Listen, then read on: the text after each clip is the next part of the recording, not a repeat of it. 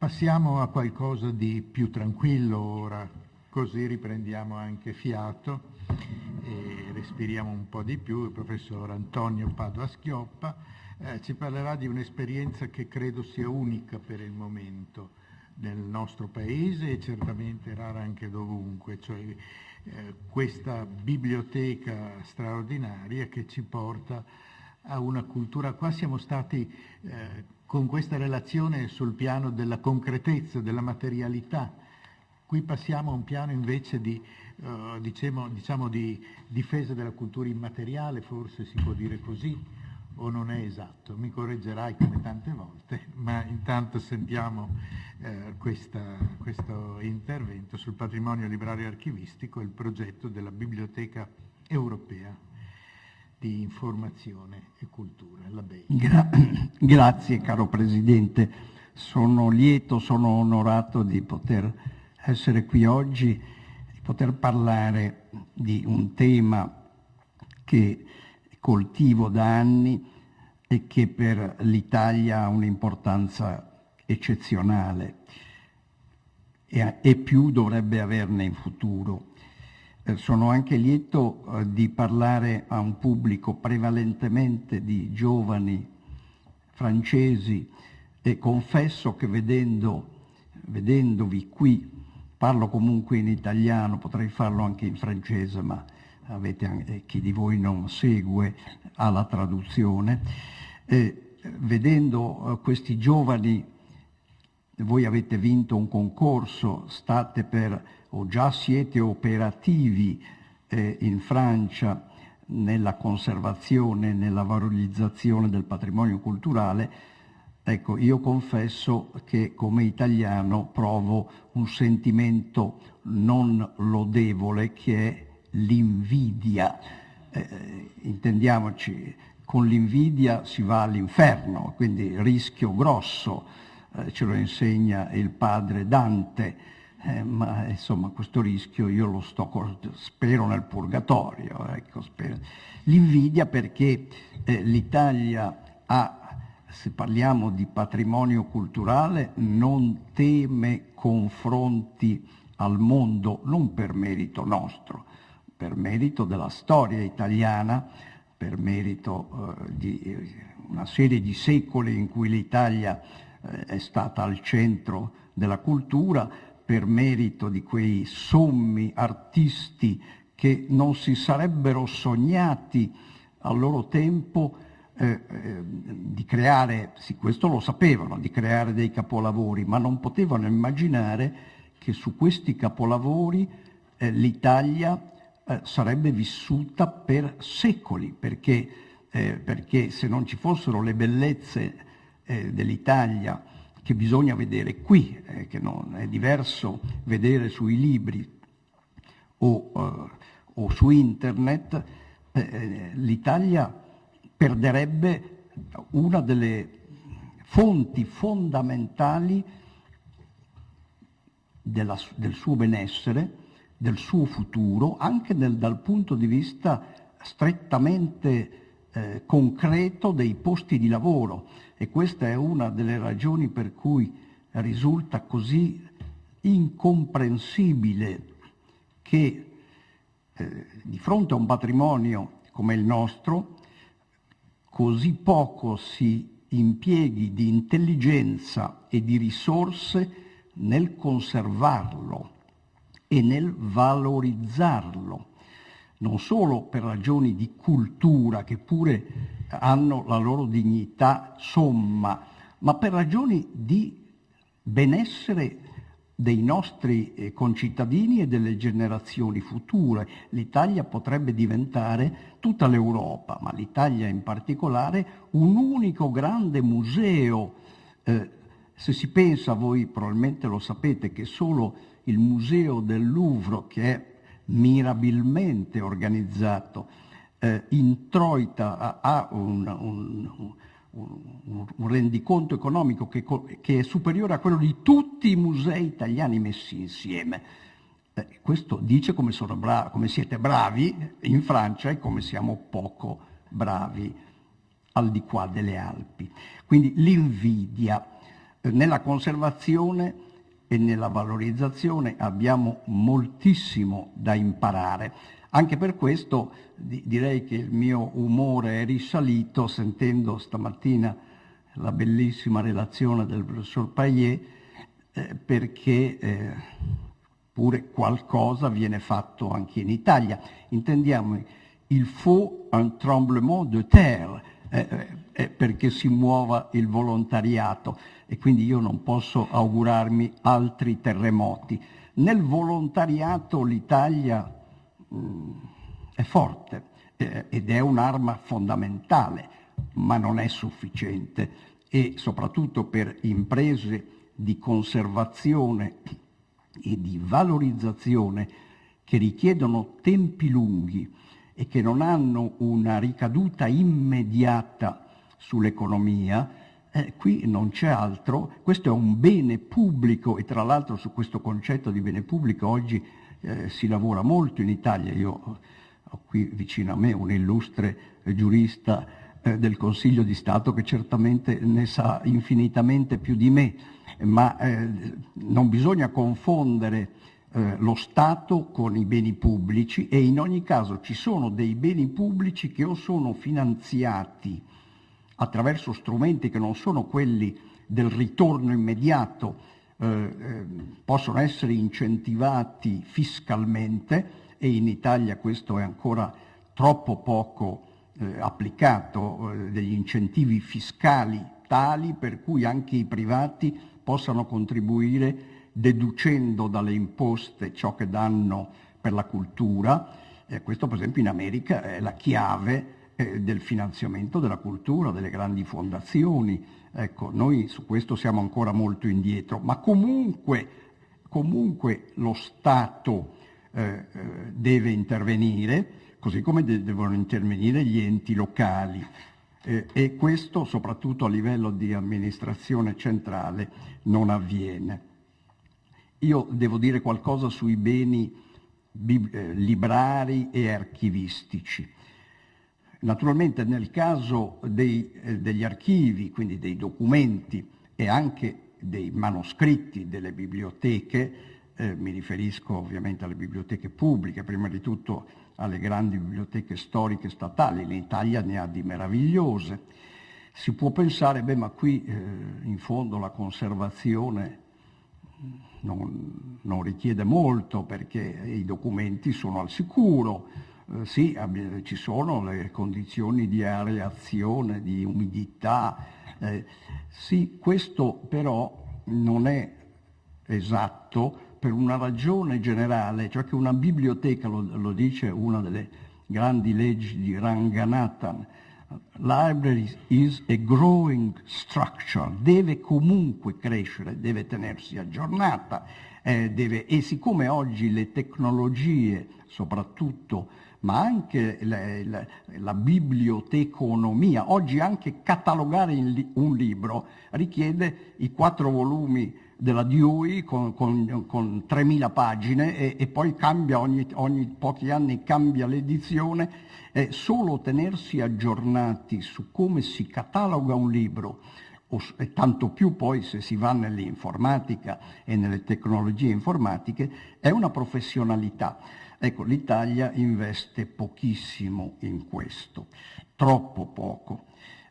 Naturalmente si può dire, ma se parliamo di manoscritti, la conservazione, ma la valorizzazione, e qui entriamo in un altro campo connesso, che è quello per il quale soprattutto sia i libri sia i manoscritti, se non sono catalogati, e nel caso dei manoscritti e degli archivi inventariati come si deve, con inventari analitici e non solo sintetici, è come se non ci fossero.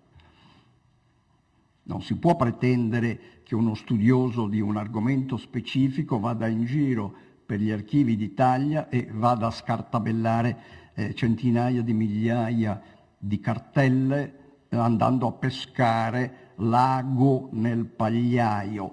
Questo si può fare se ci sono degli inventari, e anche questo richiede professionalità, richiede quindi investimenti. Aggiungo anche che la tutela e la valorizzazione del patrimonio librario e archivistico, che ha un valore in sé, perché si tratta di monumenti del passato che hanno un significato permanente nella storia, è anche funzionale rispetto alla valorizzazione del patrimonio artistico. È chiaro che per apprezzare Dante Alighieri non occorre venire in Italia, perché occorre sapere l'italiano. Non vi sognate, lo dico ai giovani francesi, di leggere Dante in francese o in turco o in tedesco. Lo leggeranno in inglese. E per carità, in inglese neanche. Voglio dire, nel caso dei grandi poeti non c'è nulla che sostituisca, e nel caso di Dante questo vale ancora di più, la meraviglia della lingua. E l'italiano, se ancora esisterà tra 1000 anni, io spero di sì, sarà per merito di Dante Alighieri, che ha creato la lingua, ha creato la nazione italiana. Questo è un fatto unico nella storia d'Europa. Una nazione e una lingua che sono creati dalla gigantesca statura di questo autore. Dico questo perché per leggere Dante non occorre venire in Italia, però quando parliamo di tutela del patrimonio librario e archivistico, parliamo di qualche cosa che è funzionale anche a capire le arti, l'architettura, la pittura, la scultura, quelle arti che invece, per essere percepite direttamente, per la parte importante che è rimasta in Italia, richiedono di venire qui.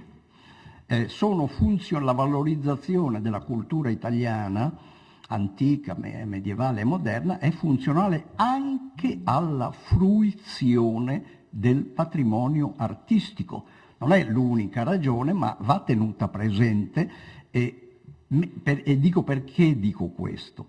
Perché siccome la fruizione del patrimonio artistico italiano è una condizione per il benessere dei nostri figli, nipoti, pronipoti all'infinito, perché solo di un turismo di elite intelligente l'Italia, con un turismo di elite intelligente, l'Italia può risolvere buona parte dei suoi problemi per generazioni. Turismo intelligente, che non vuol dire di massa, io non disprezzo le masse, ma vuol dire gestirlo in modo intelligente, per esempio attraverso le migliaia di musei minori che ci sono in Italia, che sono praticamente sconosciuti, per esempio attraverso la valorizzazione dei borghi, dei villaggi, per esempio attraverso la valorizzazione delle città d'arte. Ecco, tra le tante cose che non sono state fatte, ne voglio ricordare almeno una che a mio avviso merita elogio. Se io confronto l'assetto di molte città antiche d'arte italiane, quale io l'ho conosciuto 50 anni fa quando ero ragazzino, e come sono adesso, devo dire che qui abbiamo fatto dei passi in avanti incontestabili. Pavia, Verona, Padova, Lecce, ne potrei citare le città toscane, città piemontesi, sono, attraverso una rigenerazione del centro storico, oggi diventate dei pic Parma, Piacenza, Cremona, dei Bologna, dei musei, ma il lavoro da fare è ancora enorme. Potrei ovviamente continuare, ma siccome stiamo parlando di patrimonio culturale, ecco, in Italia il cammino da fare è ancora enorme e purtroppo la causa di fondo è una sbagliata concezione della funzione della politica, perché quello che si pensa è che si debba rispondere solo a delle domande immediate, vere o presunte, tali da poter avere un ritorno di consenso immediato. Quasi sempre si sbaglia se si dà ascolto a questa voce e quasi mai non le si dà ascolto. Non si programma a lunga distanza e invece l'investimento nei beni culturali non può che essere un'impresa a lungo termine. E quindi si finanzia l'effimero. Per l'effimero i soldi ci sono sempre, ma appunto il giorno dopo l'effimero non c'è più, i soldi neanche, e tutti sono contenti, salvo l'interesse pubblico, salvo la cultura. Adesso qualche parola sulla piccola iniziativa, perché l'amico Presidente è stato troppo generoso, che io porto avanti ormai da troppi anni, lo considero l'hobby della mia età matura, ma l'età matura a un certo momento finisce.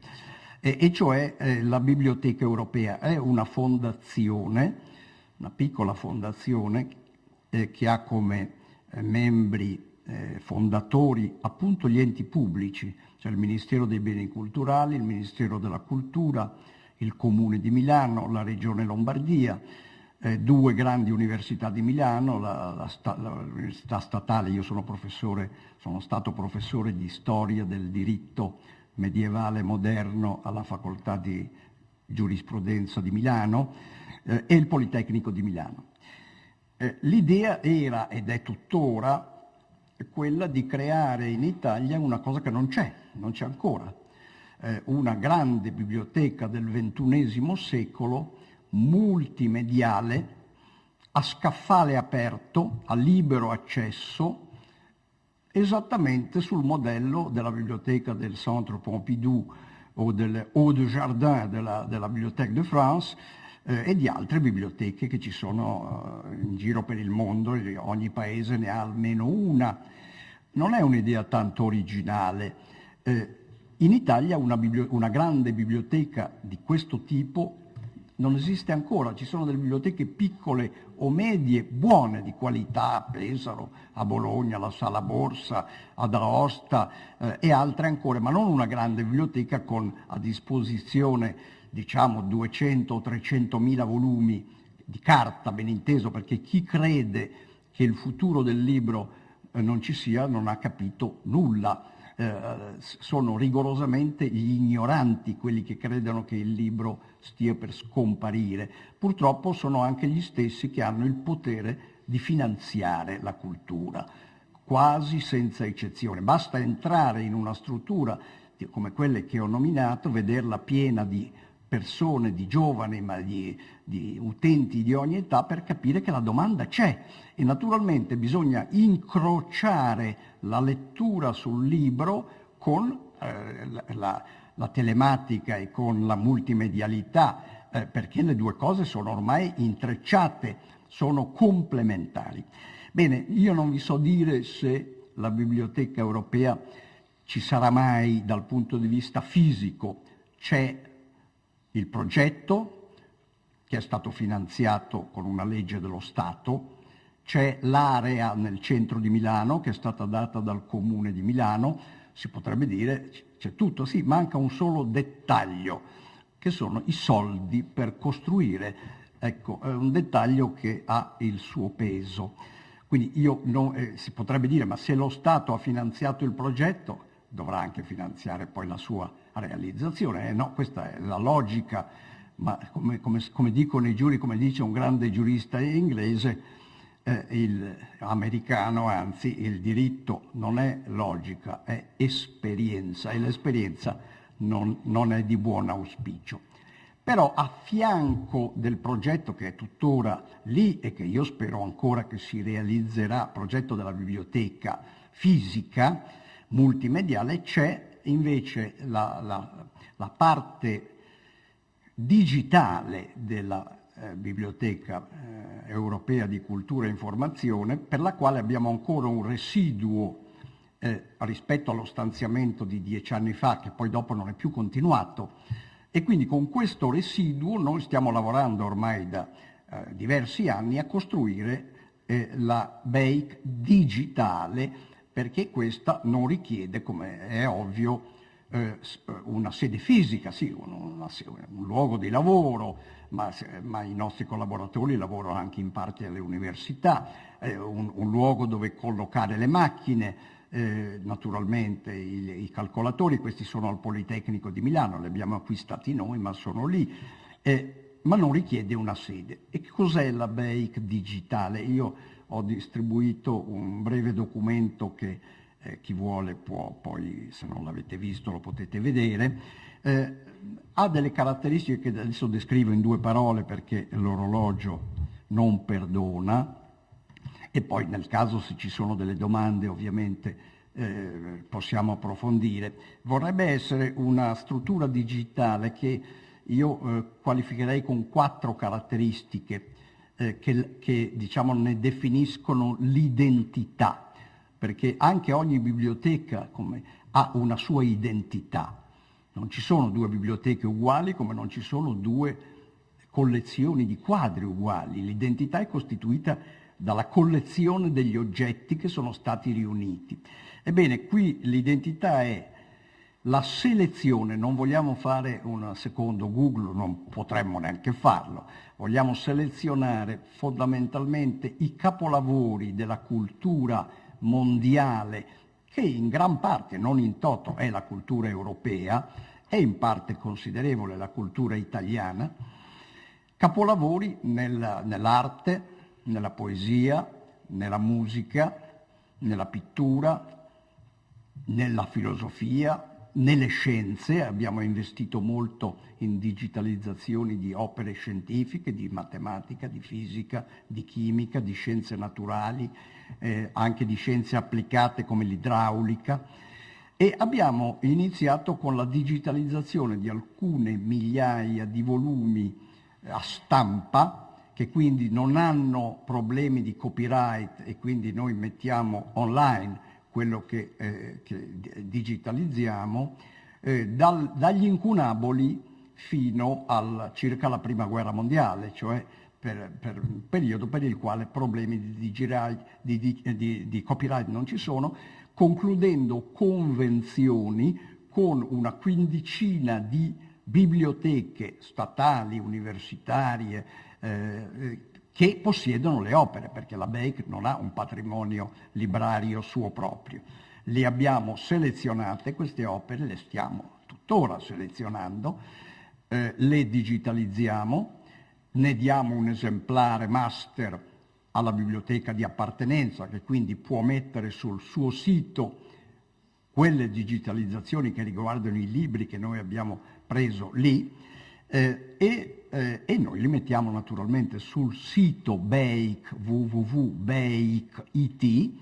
Ce ne sono già 4.000 e altri 10.000 sono in arrivo, con un corredo di metadati particolarmente curato, nel senso della catalogazione. E ho detto prima, e voi lo sapete, la catalogazione ormai è materia di cattedra universitaria, la soggettazione, la indicizzazione, per cui aprendo un volume si può andare direttamente sul capitolo o sulla parte che interessa, e quindi la possibilità di interrogare anche sulle singole parti dell'opera.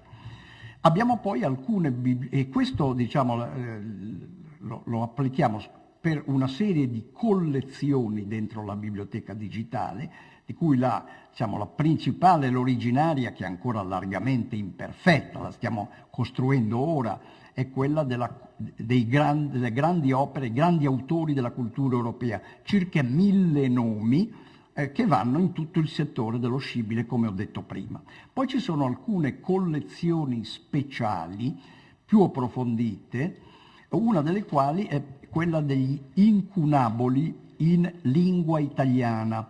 sono circa 1600 opere, incunaboli tutti sapete cosa sono, fino all'anno 1500, pubblicati in lingua italiana, che sono dispersi nelle biblioteche di circa 100 biblioteche del mondo, nel senso che di alcuni incunaboli c'è un unico esemplare che può essere a Stoccolma piuttosto che a Parigi o piuttosto che a Coimbra, di altri ci sono più esemplari, noi ne digitalizziamo uno per ciascuno. E questa è una collezione tendenzialmente esaustiva, non selettiva, mentre la filosofia generale della Bake digitale è selettività, cioè le grandi opere, interdisciplinarietà, cioè le due culture, la scienza e le scienze umane e l'arte, multimedialità, e cioè non solo la pagina scritta, anche se una delle scelte di fondo è di rieducare alla lettura della pagina scritta, perché oggi spesso i giovani vivono di immagini e credono di sapere quello che hanno visto e non rimane quasi nulla. E invece l'educazione sulla pagina scritta è fondamentale. Comunque non solo la pagina scritta, ma in futuro anche la musica, anche le immagini, anche la fotografia. Tra l'altro abbiamo acquistato il fondo di un grande fotografo che ha lavorato molto a Venezia, Paolo Monti, un milanese che ha lavorato a Venezia, e lo abbiamo catalogato e presto sarà in rete una parte. Quindi multimedialità, quarta caratteristica, interconnessione, cioè quando si va a interrogare un'opera o un autore si può anche andare a vedere in un panorama selezionato di 10 o 20 biblioteche quali altre opere di quell'autore sono state digitalizzate e quindi incrociare i dati e aggiungere altri dati. Ecco, questa è un po' l'idea di fondo. Io non vi so dire se tra 10 anni saremo ancora vivi, fisicamente la cosa non ha rilevanza, almeno per il sottoscritto, ma se la biblioteca esisterà, io spero di sì, anche se va detto che essendo la struttura giuridica quella della fondazione di partecipazione di cui abbiamo sentito parlare stamattina, non abbiamo un patrimonio tale i cui interessi siano sufficienti a vivere, perché anche una biblioteca digitale non solo ha bisogno di investimenti, ma ha bisogno di manutenzione, ancora di più rispetto a una biblioteca fisica, perché sappiamo che le strutture digitali sono effimere per definizione. L'incunabolo è ancora lì, perfetto dal 1480 è ancora lì e ci sarà tra 1000 anni. Nessuno sa se un supporto magnetico ci sarà ancora tra 10 anni, e poi il software cambia. Però insomma la speranza è che quantomeno la biblioteca digitale Bake possa proseguire, possa avere quel tanto di struttura permanente che le permette di crescere, perché anche la biblioteca digitale deve crescere, e questo credo che offra per l'Italia e forse anche in un'ottica più vasta un modello di biblioteca digitale che non si va a sovrapporre a nessun altro e che integra proprio per questo suo carattere che non è solo italiano ma più ampio, un'esigenza comune che oggi sentiamo sempre di più in Europa, il capire che le nostre culture nazionali, ognuna delle quali ha un passato straordinario, si capiscono solo nel confronto, nell'intreccio con le altre culture nazionali. Nessuna cultura nazionale si può capire, nessun grande artista, nessun grande pensatore si può capire se non nel confronto con altri, e quella che è una civiltà comune europea che non è uguale, è infinitamente varia ma ricca di connessioni, e in questo senso le tecnologie odierne dell'informatica aiutano enormemente. Concludo con una delle iniziative della Bake digitale. Noi abbiamo nell'arco di 40 anni fatto una grande collezione di manoscritti giuridici medievali in microfilm. abbiamo la più grande raccolta di manoscritti giuridici medievali in microfilm al mondo, sono circa 3.600 da più di 200 biblioteche. Naturalmente questi non li potremo, adesso li abbiamo digitalizzati con la BEIC e presto saranno anche visibili, ma non in rete perché ovviamente il copyright spetta alle biblioteche di appartenenza. Però avremo 1 o 2 o 3 postazioni, anche magari in connessione con altre biblioteche, per esempio con la Francia si potrebbe fare una convenzione per cui in certi sedi deputate uno può controllare la glossa di Irnerio conservata a Stoccolma con quella conservata a Stuttgart o con quella conservata a Torino o a Roma. Ecco, queste cose non si potevano fare una volta, adesso si possono fare e le biblioteche servono anche a questo.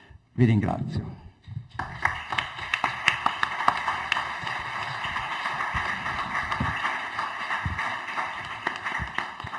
Molte grazie per queste esperienze, per questo intervento. Hai posto un problema che aleggia sempre quando si parla di salvaguardia, cioè la valorizzazione, il senso nel quale va inteso valorizzazione. Certamente la BEIRC sta valorizzando un capitale molto forte. Il problema del copyright esiste certamente, ma ci sono sicuramente possibilità di integrazioni tra esperienze non identiche, in parte soltanto analoghe, che vengono nei diversi luoghi. Qua per esempio mi veniva naturale pensare a Gallicà. Gallicà è uno strumento per i ricercatori straordinario e opera in un certo modo, la tua biblioteca opera in un altro modo. Nel momento in cui si riuscisse a integrare, non so in che termini, non è il mio mestiere, ma si riuscisse a integrare per esempio queste 2 esperienze, altre ancora che alcune le conosciamo, altre non so, almeno io non so dove e come e cosa siano, ma certamente ci sono, saremo di fronte a una dimensione culturale impensabile fino a poco tempo fa. Grazie quindi di questo intervento. Prego, scusa. Scusa, no, a complemento di quello che dicevi, effettivamente secondo me la cosa interessante sarebbe creare una specie di portale unico per mettere insieme, perché l'esperienza, il professore Padovà-Schioppa volevo ricordare che in Francia è stata fatta una bellissima esperienza con un bando europeo di digitalizzazione e numerizzazione di migliaia di manoscritti carolingi, aragonesi, la biblioteca di Carlo V, Charles V, quello di Francia, e la biblioteca dei Duchi di Borgogna, Bibliothèque Nationale, British Library, Staatsbibliothek di Monaco, biblioteche spagnole. Con le biblioteche italiane è stato impossibile perché le biblioteche italiane non sono autonome, quindi una gestione quindi nessuna biblioteca italiana purtroppo erano state invitate a questo progetto, un progetto di 3-4 milioni di euro, ormai è finito, basta andare sul sito europeanareggia.eu e quindi vedrà ci sono centinaia di manoscritti digitalizzati proprio ad altissima definizione, con schede, con introduzioni, quindi effettivamente questo è un link che potrebbe fare con la sua biblioteca. Secondo me appunto molte esperienze, il professor Ortalli parlava di Gallicà effettivamente, ma anche tantissime biblioteche anche di comunali eccetera hanno digitalizzato moltissimo, quindi bisognerebbe raccogliere e creare dei rinvii a queste esperienze esistenti. Posso dire una cosa? Sì, prego. Sono assolutamente d'accordo. Uno dei punti chiave è proprio il coordinamento, perché in Italia non è che non ci siano, sto parlando dell'Italia, non ci siano iniziative, anzi ce ne sono moltissime, ma ognuna va un po' per la sua strada, mentre qui si tratta di mettere, per esempio le università, ci sono delle collezioni digitali universitarie ormai numerose, però non sono connesse, non si può neanche fare una ricerca, dimmi se Pietro Aretino è stato digitalizzato, bisogna fare il giro delle 70 università per saperlo. E quindi uno degli scopi che anche modestamente la BEIC sta perseguendo, tra l'altro d'intesa con il Ministero dei Beni Culturali, che non dà soldi, ma la benedizione la dà, è già qualcosa. L'acqua santa costa L'acqua poco, santa, no, ma qui è una benedizione, non c'è neanche bisogno dell'acqua santa. È proprio il coordinamento tra le cose. Europeana in questo è un portale enorme. Sì, d'accordo, ma anche l'europeana generale, ma su questo c'è moltissimo ancora da fare, bisogna uniformare gli standard e bisogna mettere in rete le varie iniziative. Probabilmente potremo riprendere questo tema anche in sede di discussione, anche la stessa idea di copyright probabilmente va verso stagioni in cui sarà qualcosa di totalmente diverso, ma adesso passeremo.